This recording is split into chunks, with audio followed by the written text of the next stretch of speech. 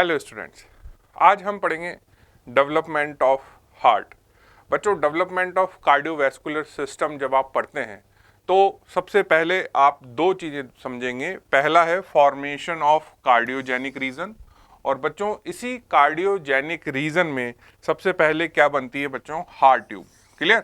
तो जब भी आप कार्डियोवैस्कुलर सिस्टम पढ़ना स्टार्ट करेंगे, आपको पहले ये चीज़ देखनी है कि कार्डियोजेनिक एरिया क्या होता है और हार्ट ट्यूब क्या चीज़ होती है। ठीक है, तो सबसे पहली बात क्या है कि जब हम एम्ब्रियो का डेवलपमेंट देख रहे हैं तो जैसे जैसे साइज उसका बढ़ रहा है उसकी न्यूट्रिशनल रिक्वायरमेंट भी बढ़ती है।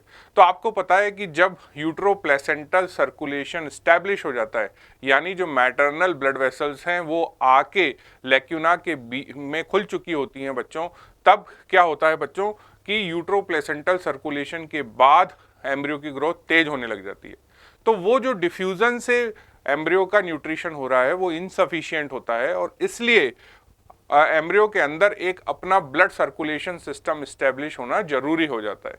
तो जब हम बात करते हैं बच्चों कार्डियोवैस्कुलर सिस्टम की, तो कार्डियोवैस्कुलर सिस्टम कौन से week of intra uterine life में डेवलप होता है बच्चों? तो it is third week. Clear? अब कार्डियोवैस्कुलर सिस्टम जो है उसका सबसे इंपॉर्टेंट क्वेश्चन क्या है कि कार्डियोवैस्कुलर सिस्टम कौन सी जर्म लेयर से डेवलप होता है? तो आंसर क्या है बच्चों? मीजोडर्म से। क्लियर? चाहे वो आपसे पूछे हार्ट का डेवलपमेंट, चाहे वो आपसे पूछ रहा है ब्लड वेसल्स का डेवलपमेंट, चाहे वो आपसे पूछ रहा है आपकी ब्लड सेल्स का डेवलपमेंट, यानी पूरा की पूरा कार्डियोवैस्कुलर सिस्टम किस जर्म लेयर की सेल से अराइज होता है बच्चों? मीजोडर्म से। ठीक है, और यहाँ पे कार्डियोवैस्कुलर सिस्टम में हम दो पार्ट में इसको पढ़ते हैं, development of heart and development of body की जितनी भी ब्लड वेसल्स हैं। तो हम पहले बात कर रहे हैं हार्ट की। तो बच्चों हार्ट के डेवलपमेंट होने के लिए जो प्री रिक्विजिट है, जो सबसे पहली चीज़ जरूरी है, उसका नाम क्या है बच्चों? उसका नाम है कार्डियोजेनिक एरिया। अब जब भी आपसे पूछा जाए कि कार्डियोजेनिक एरिया क्या है, तो कार्डियोजेनिक एरिया वो एरिया है जहां पे हमारी हार्ट की ट्यूब, यानी हमारा initial part of development of heart होने वाला है। अब ये कार्डियोजेनिक एरिया क्या होता है? तो बच्चों कार्डियोजेनिक एरिया जो है ना, जब आप देखते हैं कि डेवलपिंग एम्ब्रियो में सीलोम बनती है। अगर आपको याद है इंट्रा एम्ब्रियोनिक मीजोडर्म वाला जो मेरा लेक्चर है उसमें बताया था कि there is a formation of a U shape coelom, और वो इंट्रा एम्ब्रियोनिक मीजोडर्म को दो पार्ट में डिवाइड कर देती है। एक जो कि एमनियोटिक कैविटी की तरफ है, that is known as somatopleuric, और एक जो योक सैक की तरफ बनता है, that is known as splanchnopleuric intra embryonic mesoderm. तो बच्चों जब यहाँ पे ये यू शेप कैविटी बनी और इस यू शेप कैविटी या सीलोम ने इंट्रा एम्ब्रियोनिक मीजोडर्म को दो लेयर में डिवाइड किया, तो बच्चों जो आपकी मीजोडर्म योक सैक के साइड में बनी बच्चों, वो लेयर क्या कहलाई? स्प्लेंचनोप्लूरिक। और ये स्प्लेंचनोप्लूरिक मीजोडर्म में ही क्या डेवलप होता है? Cardiogenic area. तो पहला क्वेश्चन क्या हुआ कि कार्डियोजेनिक एरिया कौन सी लेयर में बनेगा? तो कौन सी लेयर में बनेगा बच्चों? मीजोडर्म में बनेगा। हमने स्टार्टिंग में देख लिया कि सारा की सारा डेवलपमेंट सीवीएस का कहाँ हो रहा है? मीजोडर्म में। लेकिन मीजोडर्म जो इंट्रा एम्ब्रियोनिक है उसके भी दो टुकड़े किए हुए हैं आपने, सोमेटोप्लूरिक एंड स्प्लेंचनोप्लूरिक। तो आज हम बात कर रहे हैं स्प्लेंचनोप्लूरिक की, यानी आपका हार्ट कौन सी इंट्रा एम्ब्रियोनिक मीजोडर्म से डेवलप होता है? वो वाली मीजोडर्म जो योक सैक की तरफ है, यानी स्प्लेंचनोप्लूरिक। ठीक है, अब ये स्प्लेंचनोप्लूरिक भी कौन सी वाली स्प्लेंचनोप्लूरिक? तो बच्चों ये वो स्प्लेंचनोप्लूरिक है which lies cranial to the developing buccopharyngeal membrane. अगर आप इस डायग्राम को देखो तो यहाँ पे आप क्या देख रहे हो बच्चों कि जब हम देखते हैं कि ये जो पीछे की तरफ आपकी प्रिमिटिव स्ट्रीक है, इसकी जो सेल्स हैं वो माइग्रेट होके ये रेड कलर का लेयर बना रही है, that is your intra embryonic mesoderm. तो अब यहाँ पे तीन लेयर बन गई। ये जो लेयर है ये हो गई आपकी नीचे वाली एंडोडर्म, उसके बाद ये रेड कलर की लेयर आ गई मीजोडर्म, और ये ब्लू वाली क्या हो गई बच्चों? एक्टोडर्म। तो यहाँ पे ये अब तीन लेयर नजर आ रही हैं। क्लियर? अब इसमें आप ये देखो, एक चीज और जो ध्यान देने वाली बात है कि हमें पता है एक एरिया है क्रेनियली जिसको बोला गया आपका प्री कॉर्डल प्लेट, और इस प्री कॉर्डल प्लेट एरिया के अंदर मीजोडर्म नहीं होती है। तो आप ये देखिए ये वाली मीजोडर्म इसके आगे चली गई और ये एरिया जो है, इस एरिया में आपको क्या क्या मिल रही है, आपको 3 लेयर मिल रही हैं। नीचे की तरफ जो योक सैक की तरफ है वो एंडोडर्म, बीच में मीजोडर्म और ऊपर ये जो ब्लू एरिया है ये क्या है, एक्टोडर्म। अब इस एरिया में जब एक यू शेप इस तरह से सीलोम बनेगी बच्चों, तो क्या होता है आपको पता है कि ये जो एरिया है इसमें मीजोडर्म की स्प्लिटिंग हो गई। जैसे कि यहाँ पे आप देखो ये जो मीजोडर्म है इसकी ये स्प्लिटिंग हो गई। क्यों हो गई splitting? Because of the formation of a U shape आपकी सीलोम। तो बक्कोफेरेंजियल मेम्ब्रेन के आगे ये वाले एरिया में क्या बनने वाली है बच्चों, आपकी डेवलपमेंट ऑफ कार्डियोजेनिक एरिया। ठीक है, तो कार्डियोजेनिक एरिया के बारे में सबसे पहले क्या चीज याद करनी है कि cardiogenic area intra embryonic mesoderm में डेवलप होता है। इंट्रा एम्ब्रियोनिक मीजोडर्म की कौन सी लेयर में डेवलप होता है? स्प्लैंचनोप्ल्यूरिक लेयर में डेवलप होता है। और तीसरी और सबसे इंपॉर्टेंट बात कि कार्डियोजेनिक एरिया कौन से एरिया में मिलता है डेवलपिंग एम्ब्रियो में? तो answer is initially it lies cranial to the developing buccopharyngeal membrane और you can say developing precordial area. Clear? अब यहां पे ये जो आप देखते हैं इसमें आप क्या देख रहे हैं कि ये जो फ्लैट डिस्क होती है इसमें अब क्या शुरू होता है बच्चों? There is a formation of folding. लेकिन फोल्डिंग से पहले अगर आप इस प्लेट को एकदम स्ट्रेट सीधा करते हैं तो आपको क्या पता चलता है कि बच्चों ये ऊपर होती है एमनियोटिक कैविटी जो आपका डॉर्सल एरिया है इस ट्यूब इसका, और यहाँ पे होता है योक सैक जो कि इसका प्लेट का वेंट्रल एरिया है।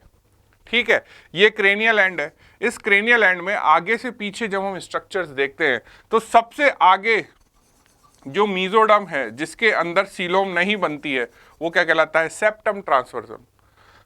सेप्टम ट्रांसवर्सम के पीछे ये जो मीजोडर्म है इसमें बच्चों जो सीलोम है उसका एक कुछ पोर्शन आपको यहां नजर आ रहा है, और इसी की वजह से इस मीजोडर्म के 2 टुकड़े हुए। ये ऊपर वाला क्या कहलाया? सोमेटोप्ल्यूरिक, और ये नीचे वाला एरिया क्या कहलाया?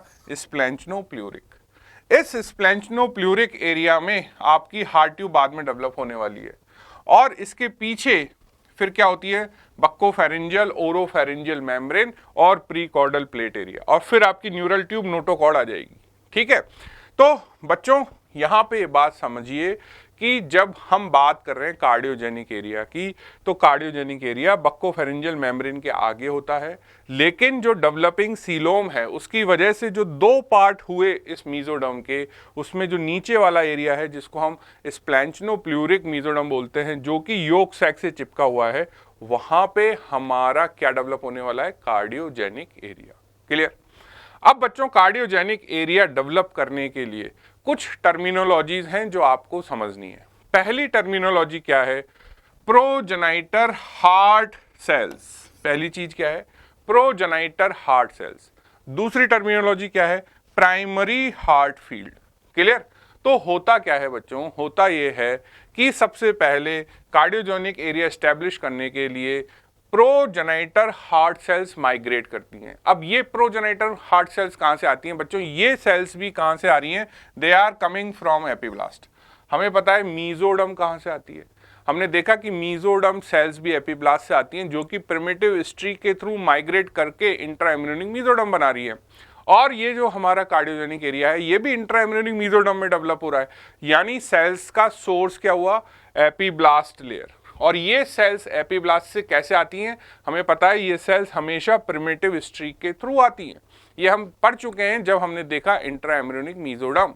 तो यहाँ पे भी क्या हुआ कि जो सेल्स हैं जो हार्ट का एरिया बनाने वाली हैं वो एपिब्लास्ट से अराइज हुई, प्रिमिटिव स्ट्री के थ्रू माइग्रेट हुई, बट बच्चों इनकी डेस्टिनेशन क्या है? इनको आना है बक्कोफेरेंजियल मेम्ब्रेन के आगे वाले एरिया में। ठीक है, तो ये जो क्वेश्चन है, क्वेश्चन क्या है कि कार्डियक प्रोजेनाइटर सेल्स और प्रोजेनाइटर हार्ट सेल्स कहाँ से अराइज होती हैं? तो बच्चों ये एपिब्लास्ट सेल से अराइज होती हैं, और ये सेल्स जो हार्ट बनाने वाली हैं वो इंट्रा एम्ब्रियोनिक मीजोडर्म में किस एरिया में जाके अपना जगह लेंगी, कहाँ जाके सेटल होंगी? बच्चों ये जाके सेटल हो जाएंगी इन फ्रंट ऑफ बक्कोफेरेंजियल मेम्ब्रेन। ठीक है, यानी क्या हुआ कि ये जो आपकी डिस्क है, इस डिस्क में ये आपका बक्कोफेरेंजियल मेम्ब्रेन का एरिया है। अब इस एरिया के आगे जो मीजोडर्म बनी उसमें ये जो एरिया है, इसमें ये जो सेल्स हैं ये भी बच्चों यू शेप स्ट्रक्चर में जाके सेटल हो जाती हैं। और ये कौन सा मीजोडर्म है बच्चों? ये मीजोडर्म है आपका इंट्रा एम्ब्रियोनिक स्प्लैंचनोप्लूरिक। यानी इस एरिया के ऊपर क्या चीज डेवलप हो चुकी होगी? यहाँ पे आपका एक सीलोम डेवलप हो चुका है। यानी जब आप सीलोम को काटेंगे, अगर मैं सीलोम को हटाऊंगा तो सीलोम के नीचे मुझे कार्डियोजेनिक एरिया डेवलप होता हुआ दिखेगा। ठीक है, तो ऊपर ही ऊपर क्या है? सबसे ऊपर अगर आप एमनियोटिक कैविटी हटाते हैं तो सबसे ऊपर डॉर्सल सरफेस पे एक्टोडर्म नजर आएगी। मैंने एक्टोडर्म हटाई, एक्टोडर्म हटाने के बाद मुझे मीजोडर्म नजर आएगी। यहां मुझे आगे की तरफ मीजोडर्म में ये यू शेप कैविटी नजर आ रही है। इस कैविटी के नीचे अगर मैं इस कैविटी को हटाता हूं रेड कलर की, तो बच्चों इस कैविटी को हटाते ही मुझे ये सेल्यूलर एरिया नजर आ रहा है जो यू शेप है। ठीक है, और ये सेल्यूलर एरिया क्या कहलाता है बच्चों? ये सेल्यूलर एरिया ही आपका प्राइमरी हार्ट फील्ड कहलाता है। तो the area which is produced by these cells, कौन सी सेल्स? Progenitor heart cells. कौन सा एरिया बनाया? Primary heart field. And this area is also U shaped area. अब इस एरिया में क्या होगा बच्चों? वैस्कुलोजेनेसिस, यानी ब्लड वेसल्स का फॉर्मेशन। ये वैस्कुलोजेनेसिस क्यों इंड्यूस हुआ, कहां से इंड्यूस हुआ बच्चों? इसके इंड्यूस होने में किसका रोल है? अगर आप लेयर बाय लेयर देख रहे हैं तो सबसे पहले हमने एक्टोडर्म हटाई थी। एक्टोडर्म के नीचे यहाँ पे हमें सीलोम नजर आई। सीलोम के नीचे हमें क्या नजर आया? स्प्लैंचनोप्लूरिक मीजोडर्म। स्प्लैंचनोप्लूरिक मीजोडर्म के नीचे क्या मिलेगा बच्चों? योक सैक को लाइन करता हुआ एंडोडर्म। यानी इसके नीचे की तरफ जो एंडोडर्मल लाइनिंग है, जो कि आपका फ्यूचर में फेरिंजियल वॉल एंड फोरगट बनाने वाली है, वो जो सेल्स होती हैं they are responsible to induce this vasculogenesis in the primary heart field. ये जो वैस्कुलोजेनेसिस इसके अंदर इंड्यूस हुआ, उसकी वजह से बच्चों क्या होने वाला है? आपकी ब्लड वेसल्स डेवलप होने वाली हैं, ब्लड की सेल्स डेवलप होने वाली हैं। तो ब्लड की वेसल्स और ब्लड सेल्स दोनों का फॉर्मेशन जब स्टार्ट हो गया तो इस यू शेप एरिया को क्या नाम दे दिया? Cardiogenic area. तो बच्चों बेसिकली हमें याद क्या रखना है? हमें लिखना यह है कि कार्डियोजेनिक एरिया बनने के लिए सबसे पहले हमें क्या चाहिए? Progenitor heart cells. ये प्रोजेनाइटर हार्ट सेल्स कहाँ से आती हैं? ये आती हैं एपीब्लास्ट सेल से। और ये सेल्स माइग्रेट करती हैं, और ये माइग्रेट कैसे करती हैं? Through your primitive streak. और ये जब प्रिमिटिव स्ट्रीक से माइग्रेट करती हैं तो ये जाके कहाँ सेटल हो गई? They now get there settle into the splanchnopleuric mesoderm in front of buccopharyngeal और ओरोफेरिंजियल मेम्ब्रेन। लेटर ऑन इस एरिया में क्या होगा बच्चों? There is a process which is known as vasculogenesis, and this vasculogenesis occurs because of the effect of underlying wall of your foregut. And ये जो वैस्कुलोजेनेसिस है जब स्टार्ट हो गया तो इस एरिया को क्या नाम दे दिया आपने? Cardiogenic area. क्लियर? बात समझ में आ गई बच्चों? यहां पे देखो, अब हम इस डायग्राम में इस चीज को दोबारा समझने की कोशिश करेंगे। हम यहाँ पे एम्ब्रियो को नीचे से देख रहे हैं, है ना? नीचे से क्या देख रहे हैं? जनरली आप जब देखते हैं तो बच्चों ये दो लेयर होती हैं, ऊपर एमनियोटिक कैविटी होती है, नीचे योक सैक होता है, और जनरली आप यहां से डॉर्सल सरफेस से देख रहे होते हैं। इस डायग्राम में हम ऊपर से नहीं देख रहे हैं, हम यहां से नीचे से देख रहे हैं। ठीक है, यानी आपने ये जो योक सैक की वॉल है इसको हटा दिया। अब आप जब नीचे से देख रहे हैं बच्चों तो आपको क्या दिखने वाला है कि इस एरिया में एंटीरियरली जहां पे कार्डियोजेनिक एरिया डेवलप हो रहा है, तो नीचे से ऊपर जब आप आएंगे यानी फ्रॉम वेंट्रल सरफेस, तो ये जो येलो कलर का लाइनिंग है, ये येलो कलर का लाइनिंग क्या है? योक सैक की वॉल। यानी ये क्या है? This is your developing foregut, और you can say it is developing gut endodermal lining. So ये है आपका योक सैक की वॉल।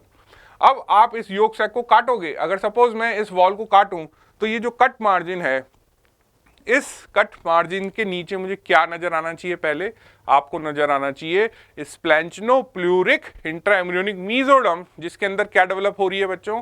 Blood vessel. तो यहां पे आपको ये डेवलपिंग ब्लड वेसल नजर आ रही है और ये ब्लड वेसल बच्चों दोनों साइड बनने लग जाती है। क्यों? क्योंकि आपका कार्डियोजेनिक एरिया कैसा है? U shape. तो यहाँ पे दो हार्ट ट्यूब डेवलप होने लग गई। कौन कौन सी हार्ट ट्यूब है? एक राइट साइड है और एक लेफ्ट साइड है। साथ में ब्लड का जो एरिया है वो भी बक्कोफेरेंजियल मेम्ब्रेन के आगे डेवलप होने लग गया। अब इस ट्यूब मतलब कौन सी ट्यूब बच्चों? अगर आप इस ब्लड वेसल के ऊपर जाएंगे यानी कार्डियोजेनिक एरिया के ऊपर क्या आना चाहिए? सीलोम। तो ये सीलोम का एरिया, ये सीलोम का सेक्शन आप देख रहे हो, और इस सीलोम के ऊपर फिर क्या आनी चाहिए बच्चों? एमनियोटिक कैविटी का एरिया यानी एक्टोडर्मल वॉल। तो ये जो ग्रे कलर एरिया है this is your ectodermal wall. Clear? तो यहां पे हमें ये समझ में आता है कि अगर आप एमनियोटिक कैविटी से योक सैक की तरफ आ रहे हैं तो पहले एक्टोडर्म आएगी, उसके बाद जो मीजोडर्म है उसमें सीलोम आएगी, सीलोम के नीचे ब्लड वेसल और ब्लड वेसल के नीचे आपका योक सैक। लेकिन अगर आप योक सैक से ऊपर की तरफ जा रहे हैं यानी नीचे से अगर आप जा रहे हैं तो पहले एंडोडर्मल लाइनिंग आएगी, एंडोडर्मल लाइनिंग के ऊपर जो इंट्रा एम्ब्रियोनिक स्प्लैंचेनोप्लूरिक मीजोडर्म है उसमें ब्लड वेसल आएगी, उसके ऊपर सीलोम और सीलोम के ऊपर एक्टोडर्म। क्लियर? तो अब हमें ये क्लियर हो गया कि यू शेप जो सीलोम होती है उसी सीलोम के बिल्कुल नीचे हमारा U shape cardiogenic area develop हो रहा है, जिसमें कि राइट और लेफ्ट साइड की जो दो एरिया हैं उनमें हमारी जो इनिशियल हार्ट ट्यूब है जिसको एंडोकार्डियल ट्यूब कहा जाता है वो एंडोकार्डियल ट्यूब डेवलप होने शुरू हो चुकी है और यहाँ पे ब्लड आइलैंड बनना शुरू हो चुका है। So that is area is known as cardiogenic area. Clear? अब इस कार्डियोजेनिक एरिया में बच्चों एक नई चीज होने वाली है कि जब हेड फोल्डिंग शुरू हो गई तो हेड फोल्डिंग शुरू होने से अब ओरिएंटेशन क्या हो गया? देखो यहां पे जब हेड फोल्डिंग नहीं है तो नीचे क्या चीज है? नीचे है हमारी ब्लड वेसल, ऊपर क्या चीज है? आपकी कैविटी। लेकिन जब हेड फोल्डिंग हो गई तो यहां पे रिवर्स हो गया काम। कैसे? कि ये जब सीधा था तो सीलोम ऊपर थी, ट्यूब नीचे थी। अब जब ये फोल्ड हुआ तो जो ऊपर वाली चीज थी वो नीचे आ गई यानी सीलोम नीचे आ गई और जो ट्यूब नीचे थी वो ऊपर आ गई। ठीक है? तो ये जो आपका हेड फोल्ड बनता है, इस हेड फोल्ड की वजह से ट्यूब और सीलोम का रिलेशन चेंज हो जाता है। यानी इनिशियली हार्ट ट्यूब जो होती है वो वेंट्रली होती है यानी सीलोम के नीचे होती है और सीलोम ऊपर होती है। लेकिन जब आपका फोल्डिंग हुआ तो सीलोम ऊपर से नीचे आ गई और ट्यूब ऊपर बन गई। अब इस एरिया में क्या होता है? एक नई चीज बनती है बच्चों जिसको बोलते हैं सेकेंडरी हार्ट फील्ड। अब ये सेकेंडरी हार्ट फील्ड क्या चीज है कि after the formation of the folding the ventral pharyngeal wall. अब फेरिंग्स की वेंट्रल वॉल कौन सी है? देखो ये जो है लाइनिंग ये फेरिंग्स की एंडोडर्मल लाइनिंग है। क्लियर? इसकी दो दीवारें हैं। ये फेरिंग्स की कौन सी वॉल कहलाएगी? फेरिंग्स की डॉर्सल वॉल कहलाएगी। ये फेरिंग्स की कौन सी वॉल कहलाएगी? ये फेरिंग्स की वेंट्रल वॉल कहलाएगी। तो ये जो फेरिंग्स की वेंट्रल वॉल है ये वाली, इस वॉल के इन्फ्लुएंस की वजह से इस वॉल के नीचे वाली ये जो मीजोडर्म है, इस मीजोडर्म में क्या होता है बच्चों? एक और नया सेट ऑफ सेल्स जनरेट होता है और ये क्या कहलाता है? Secondary heart field. अब ये सेकेंडरी हार्ट फील्ड और प्राइमरी हार्ट फील्ड में डिफरेंस क्या है?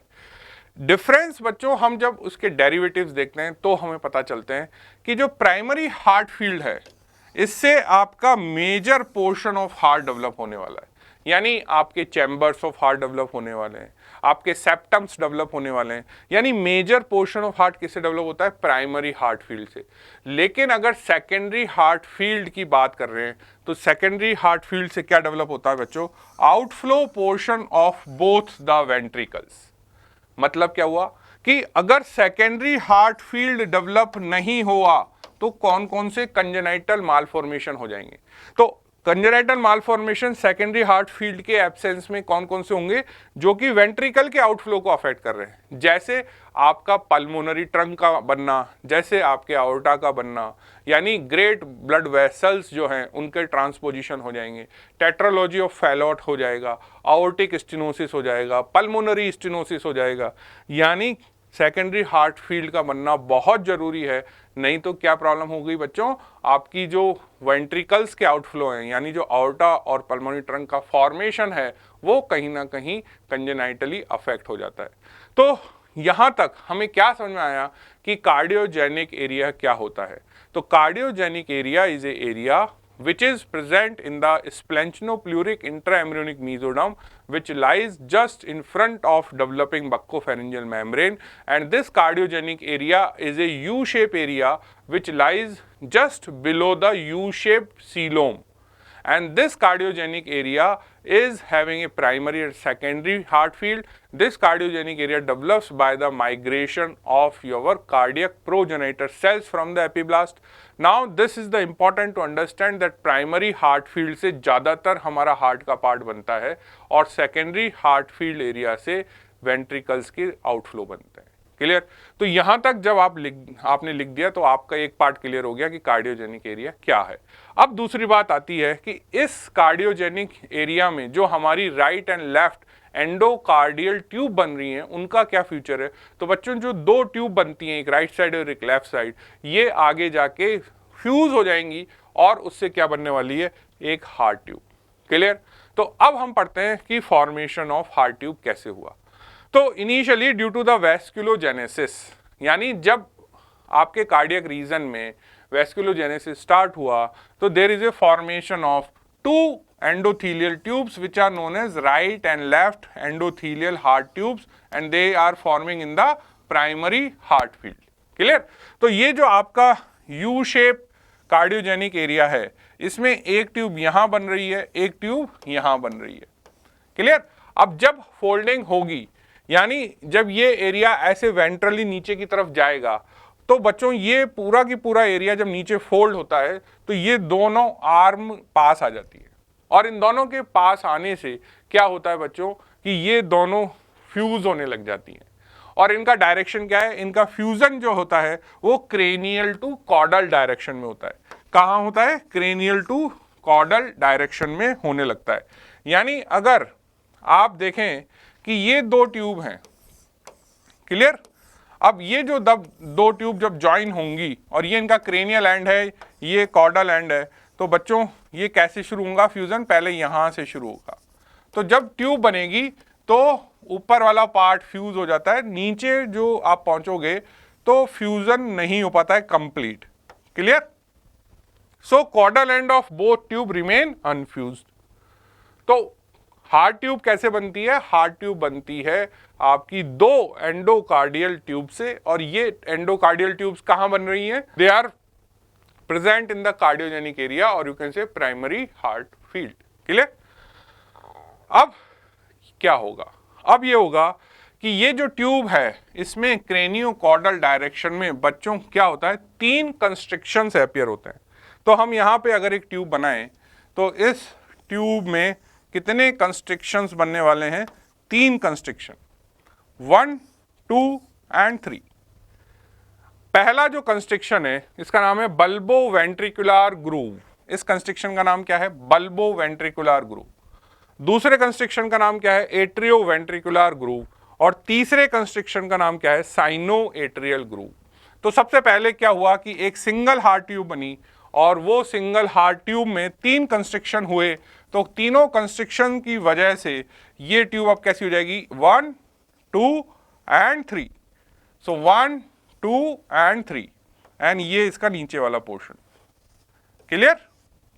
तो अब ट्यूब में कितने पार्ट हो गए बच्चों? ये ट्यूब चार एरिया में डिवाइड हो गई, 1, 2, 3, 4। तो कंस्ट्रिक्शन कितने हैं? तीन। क्या क्या नाम है? ऊपर से नीचे आएंगे। ये वाला कंस्ट्रिक्शन है बच्चों बल्बो वेंट्रिकुलर, ये वाला कंस्ट्रिक्शन है बच्चों एट्रियो वेंट्रिकुलर, और ये वाला कंस्ट्रिक्शन है बच्चों साइनो एट्रियल ग्रूव। क्लियर? और कितने चैम्बर बन गए? चार। ऊपर से नीचे इन चैम्बर्स के नाम क्या हैं? तो बच्चों ऊपर से नीचे इन चैम्बर्स के नाम है बल्बो कॉर्डिस, ये कहलाया बल्बो कॉर्डिस और बल्बस कॉर्डिस। उसके बाद क्या कहलाया? ये कहलाया प्रिमिटिव वेंट्रिकल, ये क्या कहलाया? प्रिमिटिव एट्रिया, और ये क्या कहलाया बच्चों? साइनस वीनोसस, ये क्या कहलाया? Sinus venosus. और ये जो दो अनफ्यूज पार्ट हैं ये क्या कहलाया बच्चों? साइनस वीनोसस के हॉर्न। एक कहलाया left horn of sinus venosus, एक कहलाया right horn of sinus venosus. तो जब आप हार्ट ट्यूब लिख रहे हैं तो पहले आपने क्या लिखा कि हार्ट ट्यूब बनी कैसे? तो हार्ट ट्यूब बनती है by the fusion of two endocardial tubes. और ये एंडोकार्डियल ट्यूब्स किस में बन रही हैं? ये बन रही है प्राइमरी हार्ट फील्ड एरिया में। उसके बाद आपने लिखा कि इनका जो फ्यूजन है वो क्रेनियोकॉर्डल डायरेक्शन में हुआ। उसके बाद एक सिंगल हार्ट ट्यूब बनी और उस हार्ट ट्यूब में कितने कंस्ट्रिक्शंस जनरेट हुए? 3। और ऊपर से नीचे इन कंस्ट्रिक्शंस के नाम क्या हैं? बल्बो वेंट्रिकुलर ग्रूव, उसके बाद एट्रियो वेंट्रिकुलर ग्रूव और उसके बाद साइनो एट्रियल ग्रूव। और इन 3 ग्रूव की वजह से 4 एरियाज डेवलप हुए। ऊपर से नीचे उनके नाम क्या हैं? Bulbo cordis, primitive ventricle, primitive atria and sinus venosus. Clear? बात समझ में आ गई? अब बच्चों ये जो बल्बस कॉर्डिस है, यानी ये जो ऊपर वाला पार्ट है, इसके भी कितने टुकड़े हो जाते हैं बाद में? 3। तो अगर आप इस एरिया को देखेंगे तो इस एरिया को फर्दरली फिर 3 पार्ट में डिवाइड कर दिया जाता है, यानी इसमें फिर 3 डायलिटेशन बन जाएंगे। ठीक है, तो the bulbus cordis is further divided into the 3 part. सबसे बाहर वाला पार्ट कहलाया truncus arteriosus, conus cordis and जो प्रॉक्सिमल पार्ट है उसका कोई नाम नहीं है, which is adjacent to the ventricle. क्या क्या नाम हो गए इनके? ये हो गया आपका ये ऊपर वाला पार्ट, ये क्या कहलाया बच्चों? Truncus arteriosus.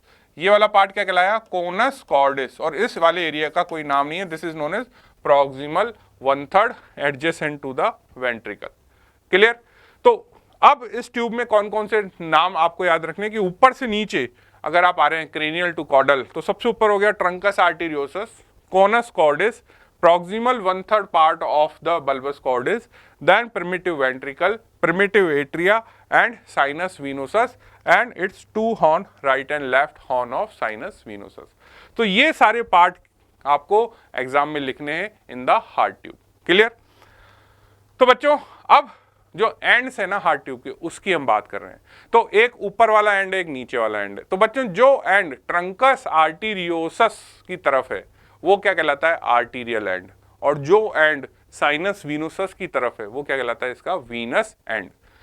तो द क्रेनियल एंड जो है, जो कि बल्बस कॉर्डिस का अपर एंड है, जहां पे ट्रंकस आर्टेरियोसस बनेगा, वो क्या कहलाता है? Arterial and.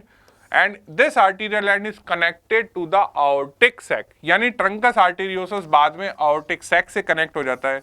और बच्चों आर्टिक सैक से जो है क्या निकलती हैं? Pharyngeal arteries. और ये फेरिंजियल आर्टरीज पीछे की तरफ डेवलपिंग आर्टा से उसको कनेक्ट कर देती हैं, जो कहलाता है डॉर्सल आर्टा। तो यहाँ पे अगर आप इस डायग्राम को देख रहे हैं तो क्या चीज देख रहे हैं बच्चों कि ये जो हैं, ये हैं बच्चों फेरिंजियल आर्टरीज, जिनको आर्टिक आर्चेज बाद में बोला गया। ये है आपका डॉर्सल आर्टा। ठीक है, तो जो फेरिंजियल आर्चेज आप पढ़ते हैं, हर आर्च के अंदर एक अपनी आर्टरी है। तो वो आर्टरी पीछे किसके साथ चिपक गई जाके? वो चिपक गई इस डॉर्सल आर्टा के साथ। और ये आर्टरीज आगे किसके साथ कनेक्टेड है बच्चों? डेवलपिंग हार्ट ट्यूब के क्रेनियल एंड के साथ, जिसके अंदर क्या बन रहा है? Aortic sac. तो ये है आपका आर्टिक सैक। तो इस आर्टिक सैक और डॉर्सल आर्टा के बीच में ये कनेक्शंस क्या हैं? These are your pharyngeal arches artery, जो कि फेरिंजियल आर्च की मेसोडर्म से डेवलप हो रही है। क्लियर? तो क्रेनियल एंड की बात समझ में आ गई कि क्रेनियल एंड क्या होता है? आर्टीरियल एंड होता है। वहां पे एक और नया स्ट्रक्चर आपने पढ़ा, आर्टिक सैक। और ये आर्टिक सैक डॉर्सल आर्टा से कनेक्ट होगा कैसे? With the help of the pharyngeal arch arteries. अब आते हैं हम नीचे वाले एंड पे। तो जो साइनस विनोसस वाला एंड है वो क्या कहलाता है बच्चों? कॉर्डल एंड, जो कि वीनस एंड है। और ये वाला जो एंड होता है नीचे वाला, ये नीचे वाला एंड किस में फंसा हुआ है बच्चों? सेप्टम ट्रांसवर्सम में। क्यों? क्योंकि अगर आप वापस से इस एम्ब्रियो को सीधा करोगे प्लेट को, तो अगर आपको याद है तो क्रेनियो टू कॉर्डल हम जब आए थे तो सबसे आगे क्या था? सेप्टम ट्रांसवर्सम, फिर कार्डियोजेनिक एरिया और फिर ओरोफेरिंजियल मेम्ब्रेन। यानी ये जो सेप्टम ट्रांसवर्सम है, इस सेप्टम ट्रांसवर्सम का डेवलपिंग हार्ट के साथ बहुत ही क्लोज रिलेशन है। तो जो आपका जब फोल्डिंग हुई तो जो एरिया कॉर्डल बना वो किस में फंसा हुआ रहता है? Mesodermal part of septum transversum. अब ये जो वीनस एंड है, इस वीनस एंड में आप देखते हैं कि अभी मैंने बताया 2 हॉर्न है। वो जो 2 हॉर्न है बच्चों, हर हॉर्न के अंदर 3-3 वेन आके खुलती हैं। अब अगर इस डायग्राम को आप देखो तो देखो कौन कौन सी वेन्स हैं जो इस वीनस एंड में आ रही हैं। देखो ये वाला एंड है वीनस एंड, ये है आर्टीरियल एंड। इस वीनस एंड में आपको 3 वेन्स आती हुई नजर आएंगी। कहां से आ रही हैं? देखो ये है आपका योग सैक, इस योग सैक से एक वेन ये आ रही है, ठीक है, एक ये है और बच्चों एक ये है। These are the 3 veins. अब इन वेन्स के नाम क्या क्या होते हैं? देखो जो डेवलपिंग एम्ब्रियो है, इस डेवलपिंग एम्ब्रियो के क्रेनियल एंड से एक वेन और कॉर्डल एंड से एक वेन आ रही है, और ये दोनों वेन यहाँ आके यहाँ जुड़ जाती हैं, और ये बच्चों कहलाती है common cardinal when. Cardinal when मतलब जो वेन डेवलपिंग एम्ब्रियो की बॉडी से वीनस ब्लड ला रही है। तो ये है anterior cardiac vein, cardinal when, ये है पोस्टीरियर कार्डिनल वेन, और ये एंटीरियर पोस्टीरियर कार्डिनल वेन मिलके क्या बनाती हैं? Common cardinal when. दूसरी वेन कौन सी है जो कि इसको योग सैक से कनेक्ट कर रही है बच्चों? ये क्या कहलाती है? Vitelline when. कौन सी वेन? Vitelline when. और एक वेन जो कि अम्बिलिकल कॉर्ड से ब्लड का सर्कुलेशन मेंटेन करती है, तो ये कौन सी हो गई? Umbilical when. अब इनका एक सीक्वेंस है, तो इनका सीक्वेंस क्या है? सीक्वेंस है मीडियल टू लैटरल। तो व्हाट इज द रिलेशन? यानी जो आपने 2 वीनस हॉर्न बनाए, राइट एंड लेफ्ट, तो हर हॉर्न में यहाँ पे 3 वेन कनेक्ट करोगे, यहाँ पे 3 वेन कनेक्ट करोगे। तो बच्चों मीडियल से लैटरल जब आप जा रहे हो तो कौन कौन सी वेन है? सबसे मीडियली होती है vitelline vein, then umbilical vein and then common cardinal vein. Clear? तो हम यहाँ तक समझ में आ गई बात कि भैया हार्ट ट्यूब जो है उसका एक क्रेनियल एंड है, कॉर्डल एंड है। क्रेनियल एंड आर्टीरियल एंड कहलाता है, वो आयोटिक सैक से जुड़ा होता है, और वहाँ से फेरिंजियल आर्च आर्टरीज से वो डॉर्सल आयोर्टा से जुड़ता है। जो उसका कॉर्डल एंड है वो वीनस एंड कहलाता है। कॉर्डल एंड पे राइट एंड लेफ्ट हॉर्न मिलते हैं, और इन हॉर्न्स के थ्रू जो है 3 वेन्स हमारे डेवलपिंग हार्ट ट्यूब के अंदर जा रही हैं, और वो जो वेन्स है उनका मीडियल से लैटरल एक सीक्वेंस है। मीडियल मोस्ट होती है विटेलाइन वेन, देन होती है umbilical vein and then common cardinal vein. Clear? अब हम बात करेंगे कि ये जो आपने अलग अलग डायलिटेशन बनाए, ये एडल्ट हार्ट का कौन सा पोर्शन बनाती हैं, यानी व्हाट इज द फ्यूचर और फेट ऑफ हार्ट ट्यूब, और यू कैन से डेरिवेटिव्स ऑफ हार्ट ट्यूब।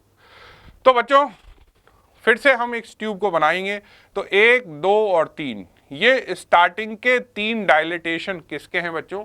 आपके बल्बस कॉर्डिस के। उसके बाद ये क्या है? This is your primitive ventricle. उसके बाद ये क्या है? Primitive atria. उसके बाद ये क्या है? साइनस वीनोसस, और ये साइनस वीनोसस के 2 horn. Clear?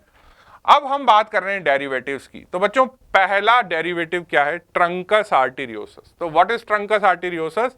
Trunks arteriosus is a most cranial part of bulbus कॉर्डिस।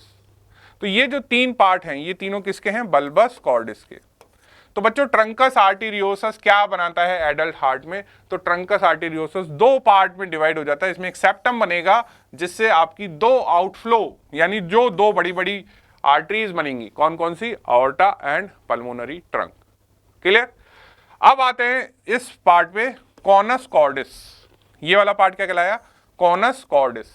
Conus कॉर्डिस क्या बनाता है बच्चों? ये बनाता है आउटफ्लो और यू कैन से smooth part of both the ventricle, क्योंकि आयोर्टा और पल्मोनरी ट्रंक के नीचे क्या है? वेंट्रिकल्स। तो इसने ट्रंक बना दिए, तो बट ऑब्वियसली ये क्या बनाएगा? वो वाला हिस्सा वेंट्रिकल्स का जो कि आयोर्टा और पल्मोनरी ट्रंक से चिपका हुआ है, वो कौन सा हिस्सा होगा? वो होगा आउटफ्लो। और बच्चों जब आप वेंट्रिकल्स का डिसेक्शन करके देखते हैं तो वेंट्रिकल्स के आउटफ्लो कैसे होते हैं? स्मूथ होते हैं। कैसे होते हैं बच्चों? स्मूथ होते हैं, और उनका कुछ नाम है। अगर आप राइट वेंट्रिकल के आउटफ्लो की बात करेंगे तो बच्चों राइट वेंट्रिकल का आउटफ्लो क्या कहलाया? Conus arteriosus.